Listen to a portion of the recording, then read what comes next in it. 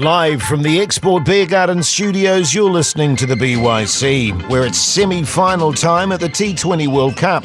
And while New Zealand fans will still have a sour taste in the mouth, it's allayed a little by our brothers across the ditch also exiting early, and the magnificent Afghanis making it through with a very real chance of making the final. So let's dig into it. Fellas, how are you, Dylan? Long time no see, actually. Yeah, it feels like a while, doesn't it? Yes. It's lovely to have you back on deck. Yeah, I'm pretty well, actually. I'm enjoying the T20 World Cup without there being that edge of the seat kind of thing you get when New Zealand are playing. Sure. Paul Ford, how are you going? I'm good, mate. Look, I'm a cricket purist. I don't care if New Zealand's in it or not. You know, I just sit around watching cricket all day, every day, old videos. It's just nice to have some fresh content. It is actually quite pleasant in a way because it does remove that element for you when your team's out of the competition. You sort of have a different perspective on watching it. No panic attacks. No panic attacks or anything like that. No finding yourself drinking coffee at 11 at night. Oh, I still do that anyway. But, you know, like that Afghanistan-Australian match, that was a fantastic match. I was loving it. Now, let's look at this New Zealand campaign, fellas, and where we're at with it, Dylan Cleaver. Yeah, I guess we've had a bit of a time to reflect, and probably the public saw the worst of Paul and myself as we dissected it straight after the game. Emotions were running high. Sure. Look, it kind of, when you see Afghanistan roll Australia, it maybe put that New Zealand performance into some sort of perspective, but I don't think the biggest problem was our performance against Afghanistan, as wretched as it was. I don't think the major problem was Afghanistan beating us. It was that New Zealand did not give themselves the best chance of performing well in that game. I think that is the critical issue that can't get lost even despite, you know, the Taliban advancing all the way to the semi-finals. Yeah. Well, there is that really, you know, difficult element of it when you're sort of cheering them on. I love the Afghanistan passion, though. I love their commitment to what they're doing. It's fantastic. You know, Paul Ford, and I've been reading a fair amount too. I mean, Gary Stead's under a lot of pressure, a lot of people just saying enough's enough. We've been on a downward slide now for quite some time. Do we need changes? Yeah, look, I don't think it's going to happen. I mean, I think his wins and his successes far exceed the doom and gloom that this campaign has brought about. You know, the Afghanistan game aside, it does feel like he would be the scapegoat for the preparation side of things, and you get the feeling that because he hasn't actually fully owned that maybe it was actually out of his hands. He tried his best. Him and the administration tried their best to get everyone together, and it was actually impossible. I just don't think that he's the kind of guy that's going to dig in if he thinks that he's done a shit job.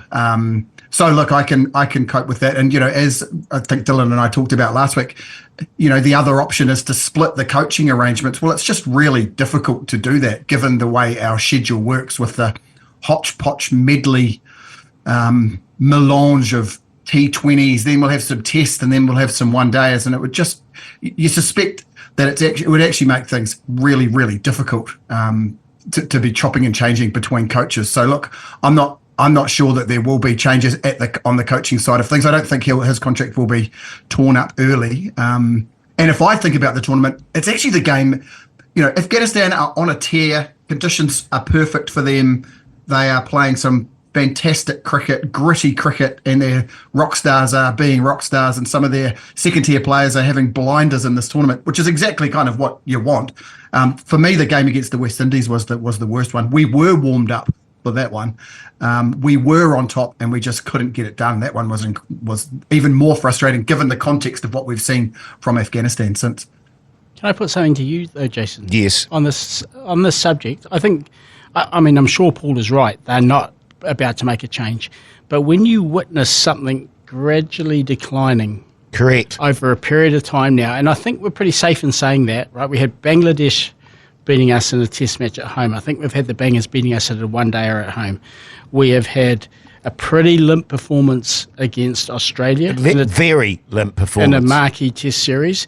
Our asses were saved by the most incredible test ever against England at the Basin Reserve, but up until the third day of that test, would have been rancid in that series. We've now had this poor campaign.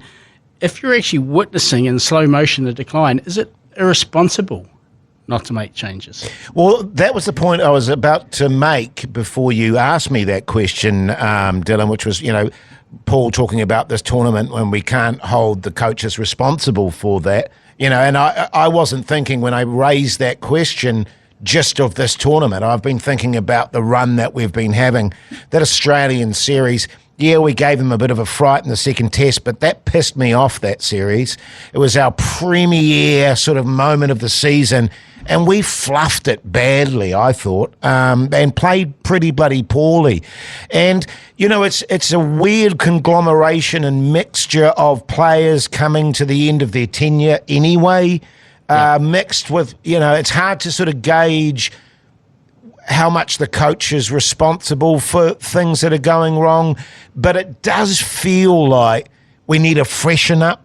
We need a reset, and we need to take some risks and do things a bit differently because, Stead's always been praised for steady as she goes, I guess. And that's been his sort of go-to. And I see the value in that, but it just feels like steady as she goes isn't working anymore. We need to do something a bit different and outside the box. I can't believe I'm going to say this, but I think Paul is going to be right, but I don't think he should be right, and I think you actually hit the nail on the head there, Jace. I really do. Hey, can we look specifically just at the T20 game? Yes. Project ahead to 2026, where the tournament will be in India and Sri Lanka, and I just want to go through the current squad as it stands now and get a yay or nay from both of you, whether they will still feature in 2026. And obviously we start with the big dog, Kane Williamson, who had some news obviously last week. Yay or nay? Yay. No, he won't be there. Yeah. I want him to be there, but he won't be. Yeah, I'm going nay as well. I think he will actually pull the plug on T20 eyes. So that's 2-1 there. Finn Allen. Yeah, fair enough. Nay. Ooh. Well, we talked about his 60% record, fellas. Yes, yeah, it's not good enough. It's true. I think he'll be there. I think they've invested in him, and I reckon he'll come good. Yeah, this is a real baby in the bathwater one for me. I think he needs some big improvements, but I've got a question mark there. I'm going to sit on the fence there. Trent Bolt, obviously he's indicated nay himself. So yes, I was going to say nay anyway, 2 more years down the track. We don't have to linger on that one. Another one of Paul's fetish players here, Michael Bracewell, so perhaps we'll go to him first this time. I think he is gone. How old is he? He's 33 now, I think. So, yeah, he'll be 35? I don't think so. I think he'll be gone. Nay. Yeah, nay for me. That's a clean sweep of nays. Mark Chapman? Nay. He looks about 12, but how old actually is he? Oh, I think he's about mid-20s, isn't he? No, I think he's late 20s. I think he's 30, actually. Is he? Yeah. We might have to get our producer who's standing by to look that up while we chat about him. I'm going to go nay with Mark Chapman because I'm just not sure that when the lights shine brightest, he's quite up to it. So I'm going to say nay. I reckon he'll be in the squad. He's 29. He turns 30 in late July. So he's 29.9. So one of our few players under 30, actually, but by a whisker. Okay. Dev Con. Retired. Ooh. Yeah. From T20s. Do you reckon? Yay. I'm going to say yay. I think he should play. I do not think he should wicket keep, as I've made abundantly clear, but I think he should be the Kane Williamson role going forward in the next couple of years. You just can't have 2 of them. That's my point. But I think he can still be the innings anchor or the guy that you build an innings around. Interesting one here, Lockie Ferguson. Yeah, it's a toughie with the quick, isn't it? Because that's another 2 years down the track. And he's got no contract. He's got no contract. He's been prone to injury. And he's 33. Nay. Oh, I'm actually going to go yay here because I think he is going to be. I think he'll be in demand around the world, and I think he'll have less cricket, but more high value cricket. So I'm going to say yay. Yeah, I think he'll be in a war with Ben Sears, and I think he'll still be around. Matt Henry. Yay. No, it's a hard no for me. I just think he should concentrate on tests and one days. he feels like a red ball player to me. Yeah, or long form. Yeah, that's a better way of putting it, DC. Yeah, I agree with you on that. But we viewed him for so long as a white ball specialist. ODI specialist. He was brilliant ODI. And he's come ODI, into, T20. He's come into his own in Test cricket. I just wouldn't bother now at 30-something years old trying to turn him into a T20I. Yeah, he's 34. Player. So it's nay for me. Daryl Mitch, son of a Mitch. Yay. Yeah, yay. Yeah. Oh, it's good to get some. Which is weird, right? Because he's also 33, but it feels like I think he's a beneficiary in our thinking because he hasn't been around for that long. Yeah, he's a late, he's the archetypal late bloomer, and so it's not like we feel like he's sort of done his dash because his dash came quite late. So yeah, it's an interesting one, isn't it? And nor does it feel like his skill set is not in keeping with the modern game, I think. So yeah. Jimmy Niche. Look, I'm a big fan of Jimmy Niche, but in 2 years down the track, nay. Yeah, I'm exactly in alignment with your thinking there, Paul. Yeah, look, what's he going to be? He is 34 this year, so he'll be 36. I just don't think he'll be bothered. I'm sure he might be available, but I just don't think. I think he will have faded out or turned completely and utterly into a franchise cricketer, which he must be about 99% of at the moment. So he'll be Gonskis, I'd suggest. Yeah. GP, Glenn Phillips? Yep. Yeah, he's a lock. Yeah. And I suspect we're going to have another unanimous lock here, Rachin Ravindra. Yeah, I'll probably even put him in the team to actually play the games as well. That would be my sort of innovation. Yeah, well, let's not get carried away here, Paul. Bloody hell, mate. Baby steps, Paul. Come Jesus. on. Mitchell Santner, who's older than he looks as well. Yeah, he is. He's 32. I reckon. Yeah, I think so. Yeah, probably the captain, perhaps, and it might be his swan song actually that tournament, unless they're going to hang on for the 2028 World Cup out this way in Australia and New Zealand. Couple more to go. Ish Sodhi. Yep. Nay for me. I think the game might have moved on from him a little bit, unfortunately. Yeah, I think that's right. I think it'll be an Eddie A. Shock World or something like someone of that ilk. Yeah, no, fair point, actually. Change your mind? Yeah, I'll change my mind on that one. And Tim Southey, who's an interesting one to finish off with. Nay. Not 2 more years. I love the guy, don't get me wrong. He's a committed cricketer and he's in good health and he's fit, but 2 years? No. 37, running pretty much a James Anderson vibe. I think that he'll pull up stumps before, particularly when you look where that World Cup is. I think it's India, isn't it, DC? It's got a very good record there in white ball cricket. I actually reckon this might surprise us. As Jace mentioned, he's in very good nick, very fit. It's not as if he's pushing the envelope in terms of his pace. True. So he'll be still around that 125 to 132. The thing about Tim is that for all the knocks he gets, all he wants to do is play cricket for his country. Yes. So, don't get me wrong. I'll take him if he's available. I just didn't think that he would be. Yeah. If you're saying he's available, I'm picking him. Yeah, same. I think he will be, actually. Yeah. Well, there you go. Fascinating stuff. It's interesting, isn't it? I mean, quite a few of the teams. I mean, I guess we're running a bit of not quite a dad's army. I don't know what's one below that. Sort of a uncle's army, is it? I don't know, whatever. England are running a dad's army, and it's kind of worked for them in this tournament. I think they'll be happy with the semi-finals. Australia, they've got no one under 30, I think, except Tim David in their top T20 team for this tournament. So they've taken the punt, and it's just interesting seeing teams with some of the younger, more mercurial cricketers coming through have gone on to do well in this tournament. Yeah, and surely too, we've got to discover more talent in this country over the next 2 years.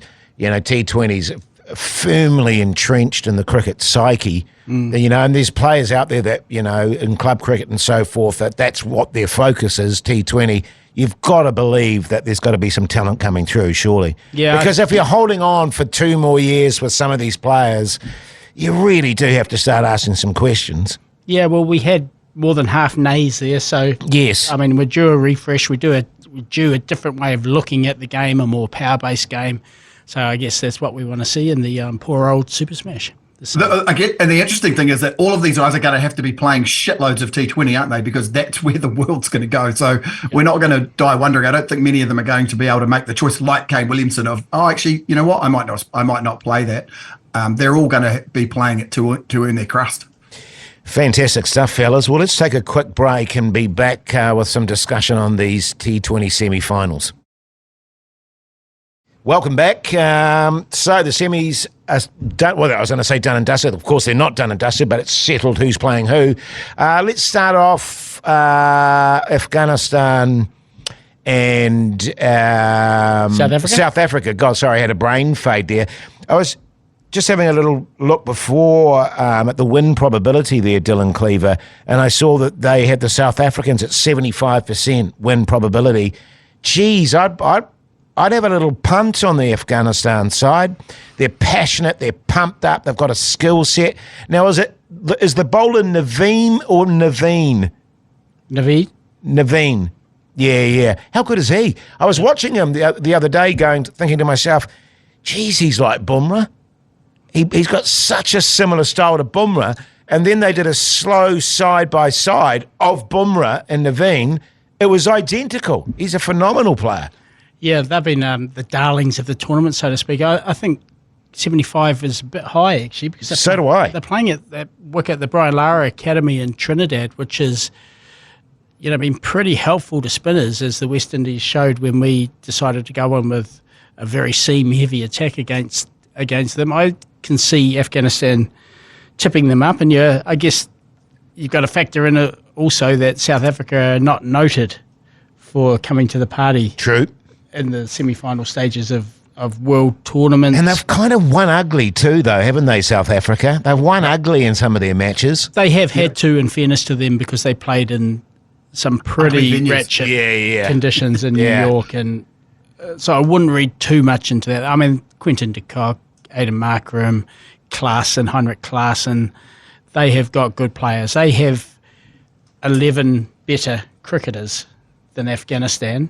But Afghanistan are very top-heavy. They rely big time on that opening partnership and that bowling attack, and it's T20. They could win. I would put it at 63-37.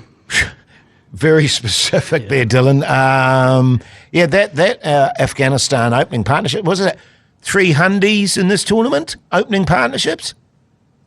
Yeah, Gurbaz and Zadran, they are sensational. And not just slogging either, playing genuine cricket shots along the ground. Quite comfortable slogging as well, but certainly more than one dimension on show. Yeah, as you say, Dylan, South Africans are entering the choke zone. It's been a long wait for them to be in a major final, and it's cool that I actually reckon it's cool that there's a couple of kind of unfashionable teams that are in the semi, which means we're going to have someone interesting in the final. I think, the question really is this a different South African team? I mean, they've beaten Bangladesh, I think, by, 3 or 4 runs. They've beaten Nepal by 1. They've squeaked past England. They've got past the West Indies, which is a bloody good win, knocking the home team out. They played well that game too. Yes. They did. Yep. And smart too, right? They're also prepared to tweak their lineup if they see it spin friendly. I think Aidan Markram bowled the first 4 overs right through the power play, and they've got good spin bowlers, sensational seamers. Rabada, obviously, Nortje, Janssen. I mean, they're a really, really dangerous team. And look, I for the sake of the Taliban, I really hope South Africa get past them, to be honest. And I think it would be cool for cricket to have a team like that get through. Even though I really hate them, because maybe part of the reason they're good at T20 is because they didn't send their best players out here for the Test series. Yeah. Fair point. England, India, you'd have to favour the Indian side, wouldn't you, Dylan Cleaver? But, T20, toss of a coin. It's a bit of a Hobson's choice, this one for me. I think India are the better team. They're going to Guyana, which has a massive Indian population. Cauldron. It'll feel like a home game, I suspect, for India. It'll feel very hostile for England. Yeah, stranger things have happened. This is a decent England team, and Phil Salt could get away. Johnny Bairstow could get away, and suddenly the game slipped on its head. But I would be surprised if India didn't reach final. Didn't prevail. Yeah. It'll feel like a home game, Dylan, because it is a home game for India, because they've known that if they make the semis, they're going to be playing at that venue, at that day, at that time, on that pitch against whoever the hell they play, because that's part of the ridiculous formatting of this tournament. I think that it is a bit unfair that they've had that cheeky little advantage, but that's cricket, right? Yeah.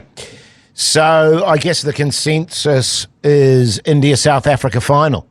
Yeah, I'd look forward to that. And actually, can I just get Paul to elaborate on that point before? Because I have correspondence to the Bounce, my Substack newsletter, on this subject as well, about why we don't fully embrace this, what should be this amazing underdog story in Afghanistan. I mean, they're not the only country that plays for a pretty dodgy regime. So what is it in particular about the Afghanistan regime that should give us pause for thought?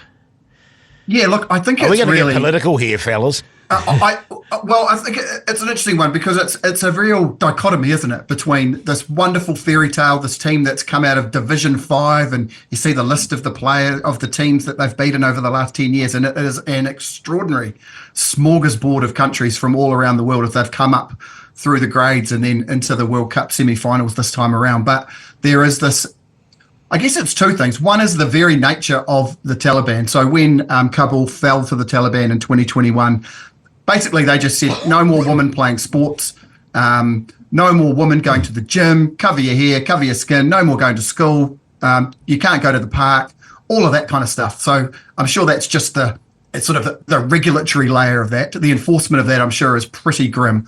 So there's that just the very nature of that prejudice against women. Then you've got the hypocrisy, I think, that's followed on from it. So, for example, you've had Cricket Australia go, we are not going to go to Afghanistan and tour there because we have concerns about the regime that's in place over there. And so, you know, it's sort of weird because they were going to play in the United Arab Emirates. They weren't going to be sort of playing in Kabul. But basically, you've got this thing where it's convenient, where you maybe need to win a game to get through to the Cricket World Cup semi-finals, you'll be happy to play the game, but you're actually not prepared to kind of go in and play the games when the games are part of the schedule. So there's this weird hypocrisy, and also you've got the Taliban coming out kind of saying, you know, we just think you should be really fair to all of the countries and come and play with us. Look, I think it's a really complicated subject, but I think it would be doing a disservice not to acknowledge that there is some complexity around this particular fairy tale. Yeah, and I think the woman, For sure. The woman thing is the big thing, right? You are meant to. The International Cricket Council dictates that you should have a women's program, and they clearly cannot have a women's program under the Taliban. But I do sympathise is the players themselves have been getting a little bit of grief for not speaking out against it, against the regime, and all I would say to that is walk a mile in their shoes. And, you know, they have family. Even though they themselves might not be living in Kabul or Kandahar or Khost or wherever it is at the moment, they have family over there. I would not be speaking out too loudly against a regime that has proven in the past to be fairly murderous. Yeah. And just in case anyone from the Taliban is listening, that was Paul Ford who just said that. Not even true. It's not even true. The other thing that we should talk about briefly is, and I wouldn't, just to be clear, I am not really following, and this is not a segue from the Taliban discussion, but there was some pretty shoddy behaviour in that semi-final against Bangladesh. Oh, the hamstring. You talk me through that, fellas. What was going on there? Talk me through this, because I did watch the game. I'll leave the floor to Paul, but it was very funny. Yeah, so you had the Afghanistan coach, Jonathan Trott. Yes. So they're batting. They get ahead on the Duckworth-Lewis Stern thing by 2 runs. Jonathan Trott, the coach, then is sort of waving at the team. He was very involved through this match, lots of field settings and all sorts. And he was sort of waving his hands down and sort of saying, slow it down, slow it down, slow it down, obviously noting that they were 2 runs ahead on the Duckworth-Lewis as the rain came in. So this would be quite a convenient juncture for us to stop. Now, I think it was misinterpreted by the first slip, who absolutely fell down like he'd been shot. And it was sort of, I think, attributed back to the coach that he'd told the slips to do that. And, of course, he actually hadn't. He was just sort of saying, slow it down, and all sorts of chaos. And then you could see that the Bangladesh batsmen were like, this is not very good. Commentators were very damning. And even Rashid Khan, who was bowling at the time, was kind of like, what are we doing? Yeah. I did see it got described. I did see later on it got described as, he just had a bit of cramp. Yeah.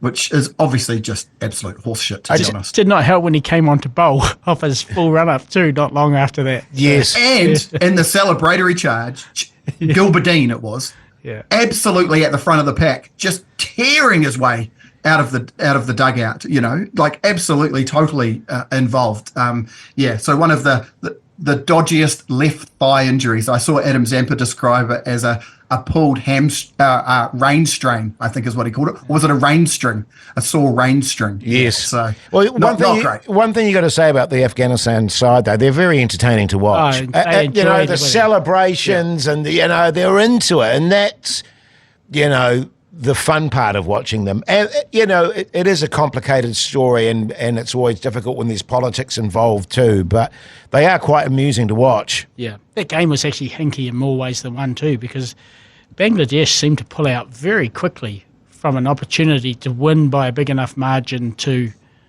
qualify themselves out of that group. I mean, it's not like they were chasing a big target, and then after about 9 overs, they still had 3.1 overs left to get to the target, and Mahmudullah came out and started blocking everything. It was chasing up 116. I had quite an extraordinary picture this scene. So I was heading from Auckland City after going up for Seinfeld, and let's not talk about that because it's a whole Gaza conversation. But my taxi driver was Afghani, and I noticed that when we were stopped at the lights, he was clicking in and putting the video stream on, but obviously thought that it was a bit dodgy to do it while he was driving. I noticed that, and I said, just put it on, mates. He put it on, turned the volume up, full blown, and as we drove out to the airport to fly home, we watched the last 5 overs together in the taxi, and he was absolutely pumped up. So when we got to the Auckland airport, he sent me off with about 500 toots. No AK-47 shots, but I imagine that if he had one, he would have been raining bullets upon me as well, which, it's quite sensational. Really amazing. Did you get a discount, or is it prepaid Uber? I gave him a tip. I thought I'd give him a tip because I thought, he made that experience of that taxi ride absolutely sensational. Shitty was into it. So some big names, of course, big countries not making it through. New Zealand, of course, Pakistan, West Indies, Australia. Mitch Marsh under a bit of pressure. Yeah. Well, I guess any Australian captain that doesn't bring home the trophy. If you lose. Yeah. Meanwhile, and he batted really poorly in that tournament too, didn't he? He didn't get runs until their critical match.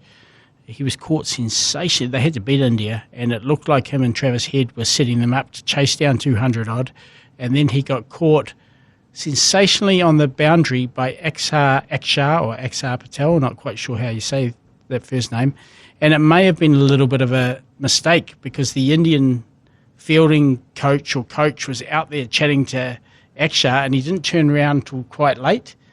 And I suspect if he had turned around and walked in with the bowler when he should have started, he would have been too far in and it would have gone over his head. So it was really quite a... The gods are on their side. It was a miracle one-handed catch above his head. But yeah, Mitchell Marsh, I mean, I don't know. What do you make of him as a skipper, Paul? He seems pretty loose and relaxed to me. He doesn't seem to get too wound up. I think that's kind of the problem, Jace. Yeah, I think, the runs are one thing. I think, a couple of scores. He dropped a sitter of a catch, absolute sitter of a catch. He didn't bowl himself, and lots of the Instagram stories and reels and posts and so on from the Australian team in and around this tournament have been around, I sent you guys one of Adam Zampa and Matthew Wade out fishing, I think it was, wasn't it, in their little Speedos, which neither of you seem to appreciate. But my point is, there's quite a relaxed, you said that it made you feel a bit sick, relaxed kind of a vibe around this team. And I think they were probably trying something different in the wake of the high pressure stakes of the IPL. And, I guess Mitchell Marsh is going to be the guy that the knives are going to be out for, because it's kind of like, you guys were a bit too casual, and look where that got us. What actually happened was they had a really shitty day against Afghanistan, and that just stuffed them up for the whole tournament. That's how tournaments like this work, doesn't it? Yeah, one game. Crappy game and you're gone. Yes. Finally, Davey Dum Dum. Finally. Finally. Finally. Isn't there something quite delicious about the thought that his international career effectively ended with him watching a television praying for Bangladesh to beat Afghanistan. Well, I mean, it's hardly... Because they were not answered. Yeah. It's hardly waving your bat to a packed MCG as you leave the ground for the last time, is it? Yes, very much so. Out to a screamer catch too against Afghanistan. Hey, now we're going to take a little break again and be back with some of your correspondence. Welcome back. We've got some correspondence here from Mark T in the Windies, and he writes, fellas, I know you guys have consigned this World Cup to the dustbin of history, so I wasn't going to send another update. However, I got in from the Afghanistan versus Australia game where there was a sizable contingent of Kiwis who had anticipated us making the quarterfinals and playing in St. Vincent. This game was like redemption. We weren't as ratchet as we thought, and Afghanistan deserved to be there.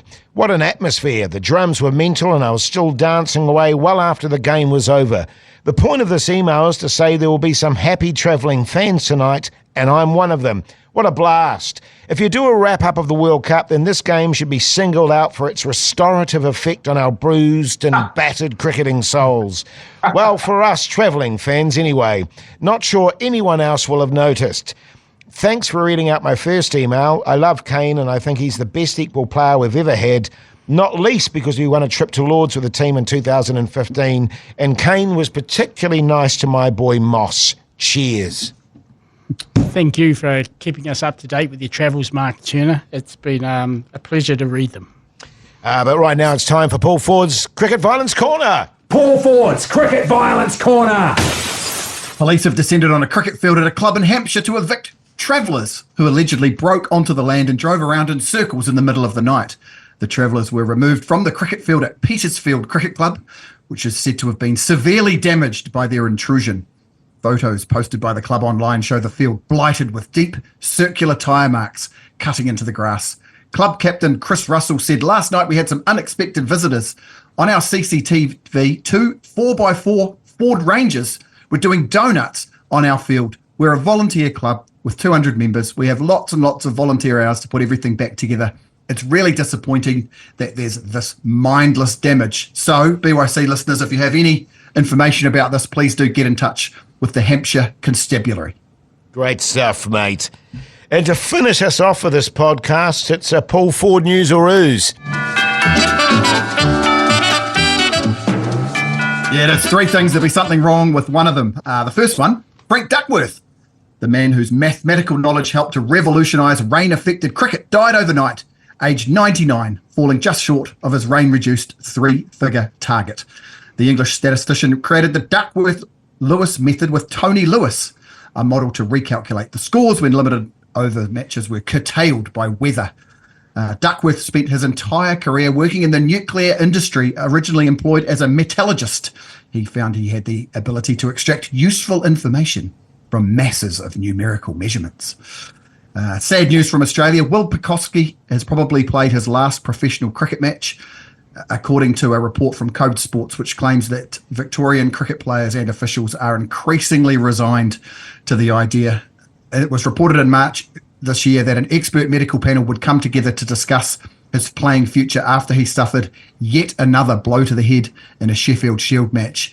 The incident adding to the 26-year-old's long history of concussions. Terrible news.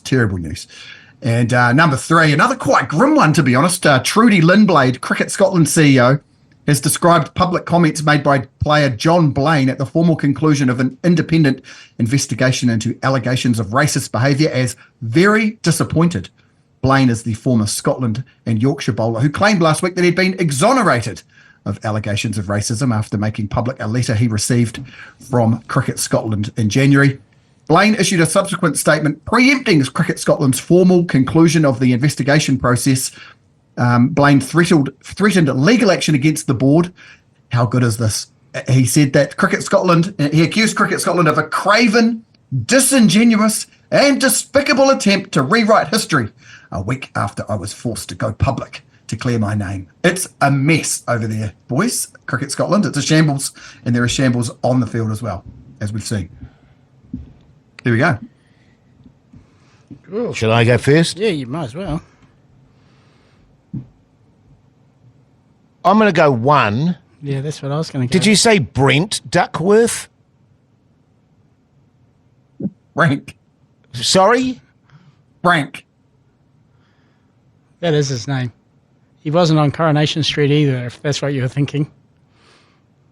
Yeah, that's just it. That was Vera Duckworth and Jack. The pigeon That's fancy. tragic that you know that. I can see you being a massive Coronation Street fan. Used to be big I'm time. almost thinking that you might lose instantly for knowing that much about Coronation Street, to be Totally. honest. It's sort of like a breach. It does.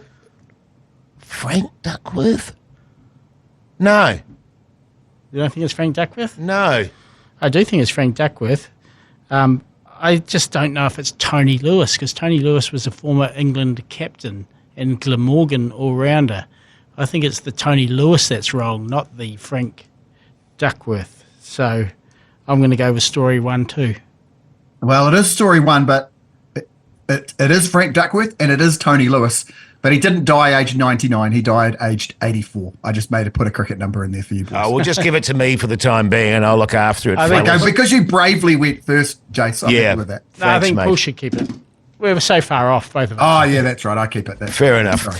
Hey, that brings us to the end of this podcast. So obviously we'll be back after the semis and the final. What's going on with the bounce, Dylan? Well, the bounce is concentrating on the World T20 at the moment, diverting to things like the All Black naming the other night. Yeah, what did you think? Yeah, I thought it was pretty sound. Yes. Felt a little bit sorry for Hoskins Satutu. Yeah, that was weird, wasn't it? Yeah, but there you go.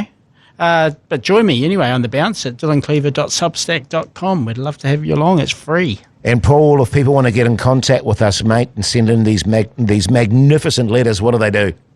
Flick us an email, a short epistle to byc@beigebrigade.co.nz, or slide into the DMs on Instagram or Facebook for the Alternative Commentary Collective or the Beige Brigade. Beautiful stuff. Well, thanks for taking the time to listen. We'll be back very soon. Until then, take care.